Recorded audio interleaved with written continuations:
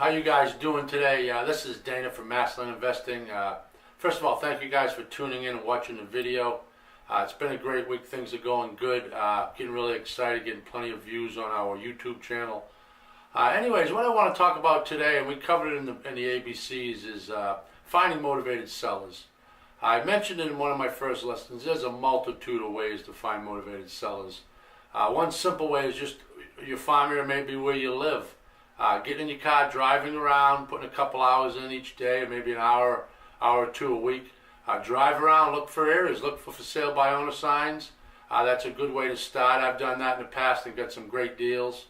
Always keep a notepad with you, take numbers. Also, you might be driving a community just outside of your neighborhood. Look for areas that look overgrown, maybe a bunch of debris on the property.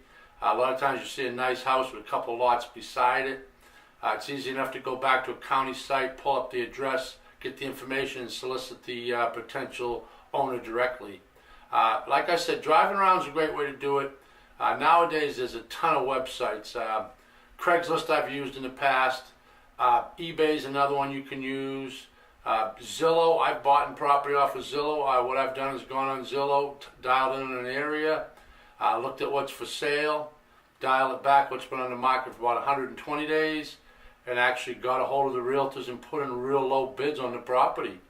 Sometimes if somebody has the property on the market long enough, they become pretty motivated.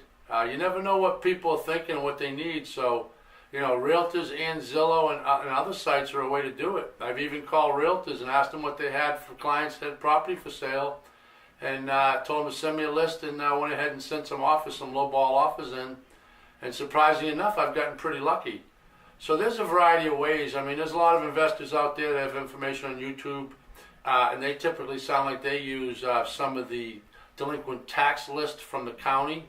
You can go into the county, any county you live in, and get information, just compress all that information and put a list together that you just solicit people that owe back taxes. Myself, I don't do that much. I find that to be a little more work than I want to put into it. Typically, I don't do that. I've used a bunch of sources. I gather information from the county also in a different way, but there's a ton of sources. Advertising is a great way. Facebook nowadays, they offer a service that you can actually place ads on Facebook looking for motivated sellers, and they seem to have a database that says that they have motivated sellers and they have all the information. I mean, Craigslist is, Facebook's incredible nowadays. They know more about us than we know about ourselves. And I talked about in that lesson earlier that, when you find a motivated seller, the first thing you need to ask these sellers is, what are they selling for? Why are they selling? What do they need the money for? And once they answer these questions, it makes life a lot easier, because once you have the answers, it'll really get you a better understanding of how you need to negotiate, because a lot of times it's not cut and dry.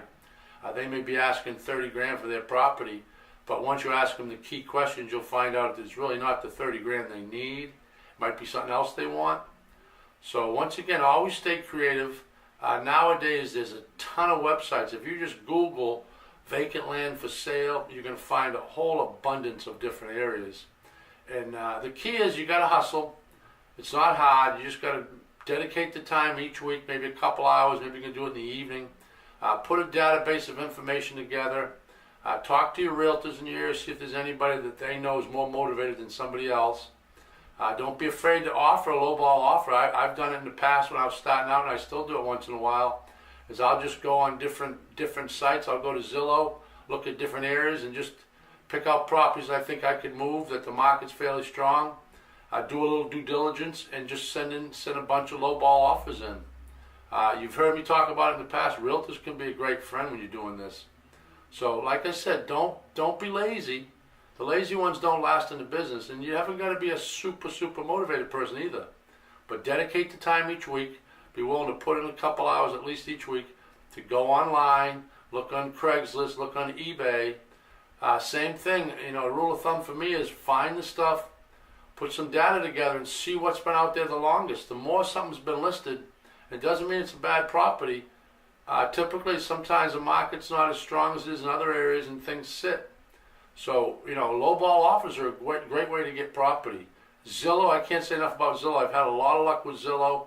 And believe me when I tell you, I've gone right to the realtors. And Spoke to the realtor that had the listing and said, listen, I know they're asking 10, but I'm going to offer you $2,500 for the property, close in 30 days, no contingencies, done deal.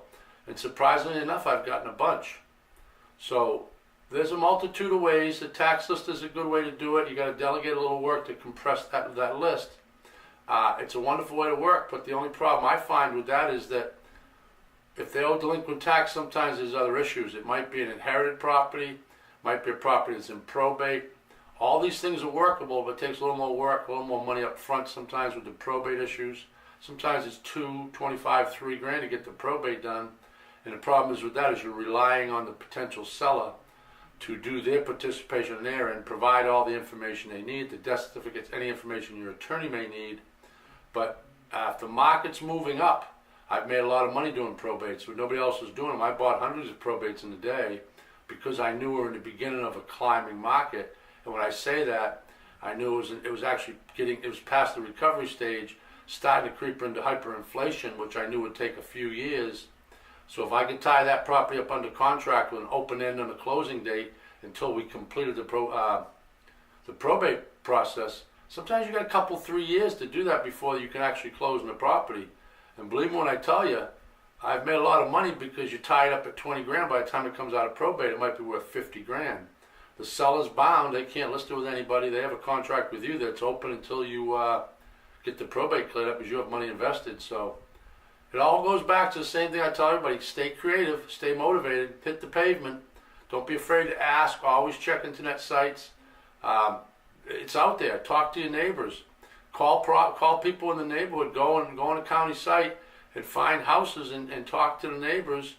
It's a pretty simple process. I've had a friend that did it years ago, and he just went on the county site and just started going through names and numbers of people that own vacant lots and sending them letters. You can't get the phone number on the county, but you can get the address, and you can just sit down and lick and stick 20, 30 mail envelopes a day, and it's a numbers game.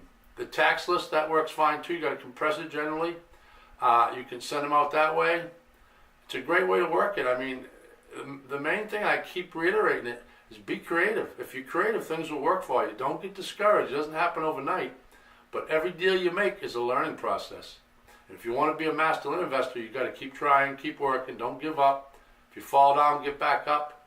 But most important, watch your numbers. You want to keep the money moving. So don't get greedy when you list your property because there's motivated sellers out there. But remember, ask the questions, hit the pavement, hit the internet, talk to the county, just stay busy with it. And once you get your motivated sellers, make sure you have an exit strategy, which I always say, which is how you're going to get rid of the property. Start building up a buyer's list. Talk to your realtors, see if they have a list of builders that are interested in property. I found in the past, the more social you are, the better off it works. Go out and shake hands. Go to meetings. Go to different blog sites. There's different investor groups you can get involved in on the internet. All those are great ways to start networking, letting people know what you're interested in, building a list of buyers. Go to real estate clubs. Go to real estate meetings. Tell them what you do. You're always looking for people that want to buy land at a discount. Tell them you can provide them at a much better price than they could buy retail. A lot of times builders just don't want to do the work. They need inventory to sell property. If they have nothing to build on, then they can't build, can they? And typically their profit's made on the build. So start networking, get out there, hit the pavement, try your internet sites. You can also go to the county, ask for the delinquent tax properties if they could help you out with that, how you can compress that list. But once again, like I said, I'll reiterate again, it just takes a little work, but don't get discouraged. The more you do, the better off you are. So that's the lesson for the day. You guys stay motivated. Continue to be a student. Don't get greedy. Don't try to get rich overnight. Your money will come, I promise you.